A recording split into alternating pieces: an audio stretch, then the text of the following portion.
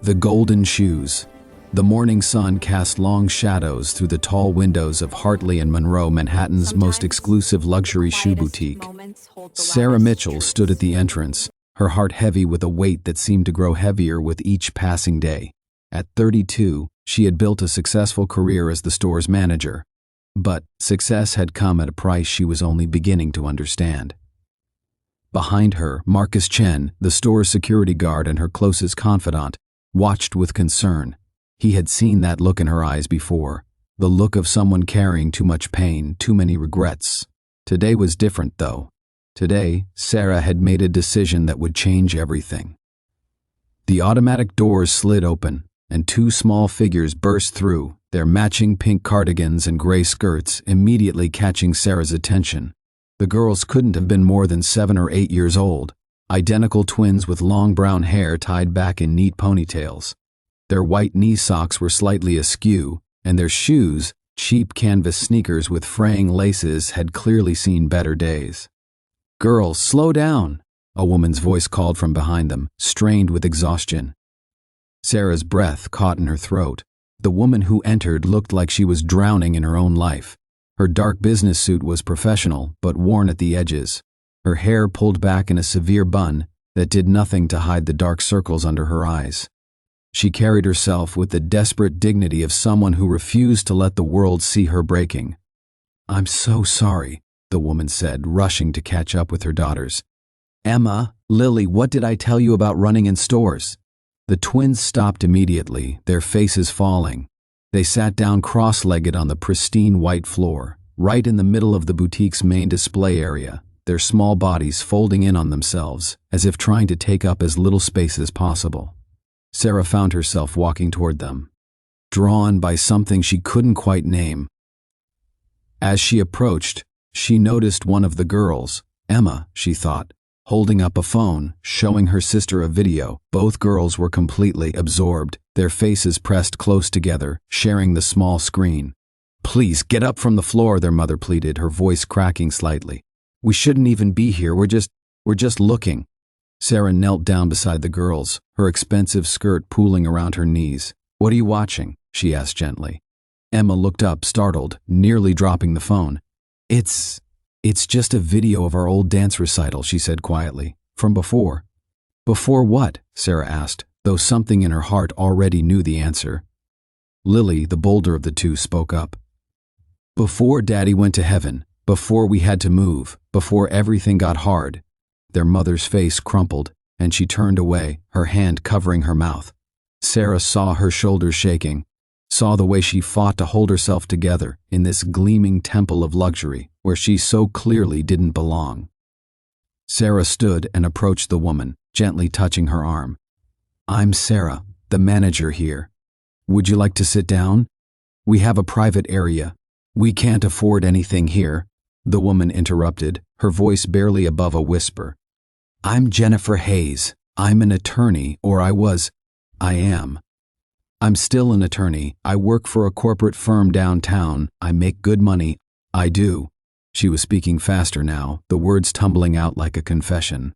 "But my husband died 18 months ago, suddenly. Heart attack. He was 35 years old." Sarah listened, her own heart breaking with each word. "The life insurance company found a reason to deny our claim. Some technicality about a pre-existing condition he didn't even know he had.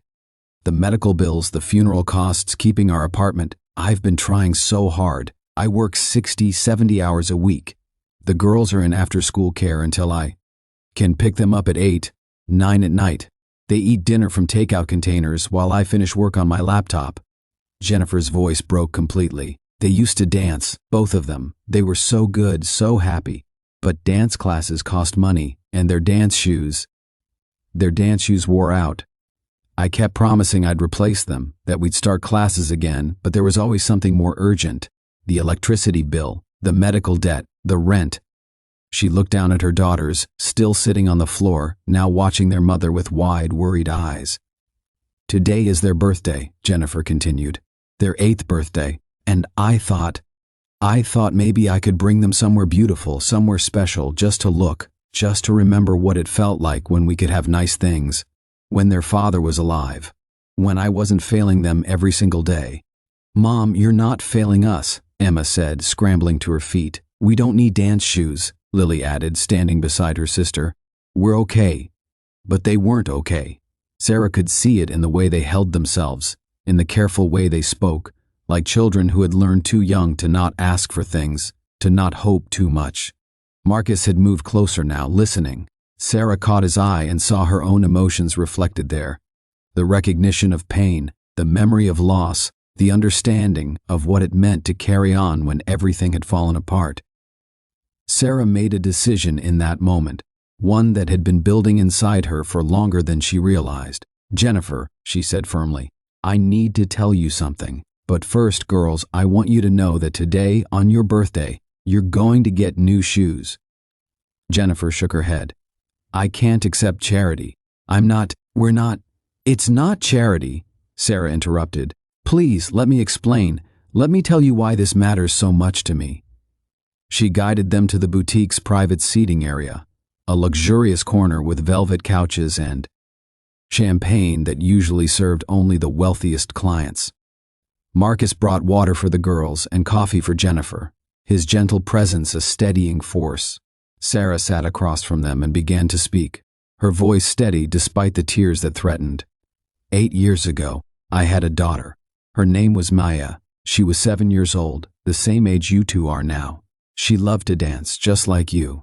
She had these bright pink dance shoes that she wore until they literally fell apart. She begged me to take her to classes, to watch her practice, to come to her recitals. Sarah's voice thickened. But I was busy. I was building my career. I was climbing the corporate ladder. I was proving myself in a competitive industry. I told myself that I was doing it for her, that I was securing our future, that she would understand someday. Emma and Lily had stopped fidgeting, their young faces grave with understanding beyond their years. "My husband David, he tried to tell me. He said Mia needed me, not things, not a bigger house or fancier vacations, just me, just my time. But I didn't listen. I always had one more meeting, one more trip, one more promotion to chase." Sarah took a shaky breath. "One day, David was driving Mia to a dance competition I had promised to attend. I canceled at the last minute for a work emergency. David was upset on the phone, distracted. He didn't see the red light." Jennifer gasped softly, her hand flying to her mouth. "They both died instantly," Sarah continued. "In one moment, everything that mattered was gone, and I would have given anything, every shoe in this store, every dollar in my bank account, every achievement, every promotion, for just one more day, one more hour, one more chance to sit on the floor with my daughter and watch her dance videos, one more chance to tell her that she mattered more than any job, any career, any amount of money." The boutique had gone silent. Even the usual background music seemed to have faded away. "For years, I threw myself into work even harder," Sarah said. "I became successful, wealthy even. I managed this exclusive boutique, sold $1,000 shoes to people who had more money than they knew what to do with. I told myself I was honoring Mia's memory, but really, I was just running from the truth." She looked directly at Jennifer. "The truth is that I wasted the most precious thing I had, time with my child, chasing things that didn't matter. And when I see you, working yourself to exhaustion, missing time with your daughters because you think you have to, I see myself. And I can't let history repeat itself. But I have to work," Jennifer protested. "I have to provide for them. How else?" "You do have to provide," Sarah agreed, "but not at the cost of everything else. Not at the cost of their childhood. Not at the cost of moments you can never get back." She leaned forward. "Jennifer, you said you're an attorney. Corporate law?" Jennifer nodded. "Yes, contract law mostly. But the hours are insane, and I can't afford to go part-time or look for something with better balance because I need the health insurance, the stability." "What if you didn't have to choose?" Sarah interrupted. "What if you could have both?" Over the next hour, Sarah laid out a plan that had been forming in her mind even as she spoke. She knew people, had connections throughout Manhattan's business community. She made calls right there in the boutique, to a friend who ran a mid-sized law firm with flexible work policies and excellent benefits, to her accountant who could review Jennifer's medical debt and insurance denial, to a pro bono attorney who specialized in insurance disputes. While she worked, Marcus sat with the twins, showing them videos of his own daughter's dance performances. "She's 12 now," he told them. "She dances ballet. And you know what? Some of my favorite memories are sitting in the audience watching her. Not the fancy competitions or the big shows, just the regular Tuesday afternoon rehearsals where she's learning, trying, sometimes messing up. That's where the real magic is. Emma and Lily listened, their eyes bright with something that looked like hope. By the time Sarah finished her last call, she had arranged for Jennifer to interview at the new firm the following week, connected her with resources to address her debt, and ensured that someone would review her insurance case. I can't guarantee everything will work out, Sarah admitted. But you have options now. Better options. Options that might give you back some time with your daughters. Jennifer was crying openly now, no longer trying to hide it. Why? She asked. Why are you doing all this for complete strangers? Sarah smiled sadly. Because you're not strangers, you're me 8 years ago before I learned the truth too late. You're the family I wish I could have been. And your daughters, they remind me so much of my Mia. She stood and walked to where Emma and Lily sat. Now, about those birthday shoes. I want you both to pick out any pair you want. Not the cheapest ones, not the practical ones, the ones that make your heart sing. The ones you'll be excited to wear. For dance class? Lily asked tentatively. For whatever you want, Sarah said. Dance class, school, playing in the park. For being 8 years old and deserving to have something special. The twins looked at their mother, seeking permission. Jennifer nodded, tears streaming down her face. What followed was pure joy. Emma and Lily moved through the boutique with growing confidence, trying on shoes with golden buckles, silver straps, soft leather in every color. They giggled and spun and showed each other their favorites. They were children again, allowed to want things, to hope, to dream. In the end, Emma chose a pair of ballet flats in rose gold, delicate and perfect for dancing.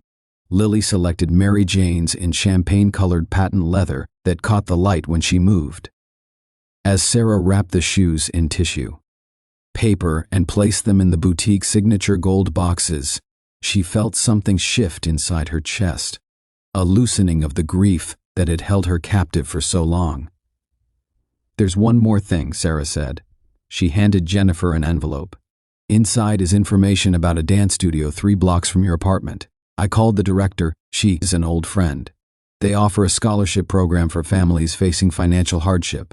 She's expecting your call. Jennifer couldn't speak. She simply pulled Sarah into a tight embrace, holding on as if Sarah were a lifeline in a stormy sea. When they finally pulled apart, Jennifer said, You said you lost everything that mattered, but that's not quite true. You still have the ability to help others, to change lives, to make sure other parents don't make the same mistakes. That's not nothing, Sarah. That's something beautiful built from something terrible. As the Hayes family prepared to leave, Sarah knelt down one last time in front of the twins. Will you do me a favor? She asked. Will you dance? Really dance. And when you do, think of a little girl named Mia who loved to dance too. Keep her memory alive with every step, every spin, every moment of joy. We will, Emma promised solemnly. We'll dance for Mia, Lily added. And for you.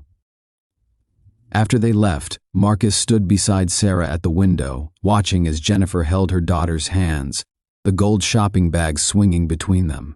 For the first time in months, maybe years, Jennifer walked with her head up, her step lighter. You did a good thing today, Marcus said quietly. I did what I should have done years ago, Sarah replied. I chose people over things, time over money, connection over career. She turned to look at the boutique around her. The expensive shoes, the marble floors, the crystal chandeliers. It was beautiful and empty. A temple to luxury that meant nothing without love, without family, without the things that truly mattered. Marcus, she said suddenly, how would you feel about a career change? He raised an eyebrow. What kind of change? I'm going to sell my share of this business, Sarah said, the decision crystallizing even as she spoke.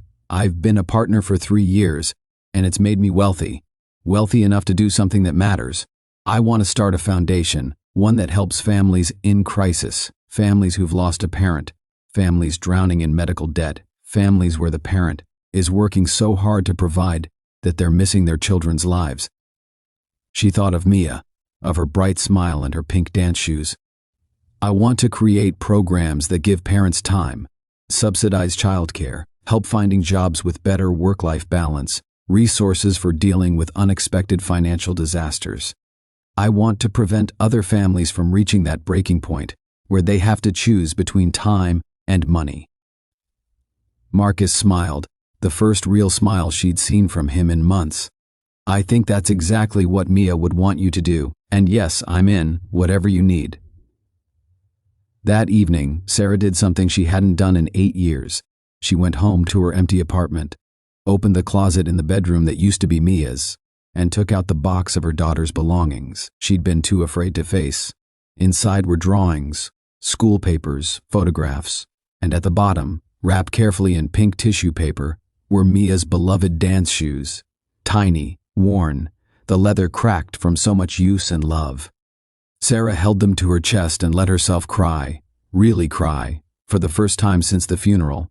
She cried for Mia, for David, for all the lost moments and missed opportunities. She cried for Jennifer and Emma and Lily, for all the families struggling to survive, to hold on, to not lose themselves in the struggle. But she also cried with something new. Hope. Hope that from tragedy could come purpose. Hope that loss could lead to helping others. Hope that it wasn't too late to honor her daughter's memory in a way that would change lives. The next morning, Sarah returned to the boutique and began making plans. She called lawyers, accountants, nonprofit consultants. She started the process of establishing the Mia Mitchell Foundation, dedicated to supporting families in crisis with a focus on preserving the precious, irreplaceable bond between parents and children. 3 months later, the foundation opened its doors. Jennifer Hayes was its first client and eventually became its legal counsel. Emma and Lily attended the opening ceremony, wearing their golden shoes, and performed a dance they had choreographed themselves, a tribute to Mia and to second chances. As Sarah watched them dance, she felt David's presence beside her, felt Mia's hand in hers. She knew, with absolute certainty, that this was what they would have wanted. Not grief without end, but grief transformed into grace. Not loss without meaning, but loss that led to helping others avoid the same pain. The golden shoes sat in a display case at the foundation's entrance, both Mia's tiny pink ones and the rose gold and champagne pairs that had started it all. Beneath them, a plaque read, "In memory of Mia Mitchell, who loved to dance.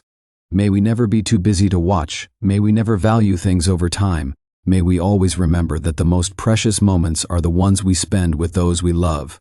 Years later, Sarah would tell people that she learned the most important lesson of her life on an ordinary Tuesday morning in a luxury shoe boutique. She learned that success without presence is meaningless, that wealth without time is worthless, and that the most valuable thing we can give anyone, especially our children, isn't things, but ourselves. She learned that it's never too late to change, never too late to help others, never too late to turn pain into purpose. And she learned that sometimes salvation comes not from forgetting our losses, but from using them to ensure others don't lose what they still have time to. Save. The golden shoes became a symbol, a reminder that every child deserves to dance, every parent deserves to watch, and every moment we have together is a gift too precious to waste.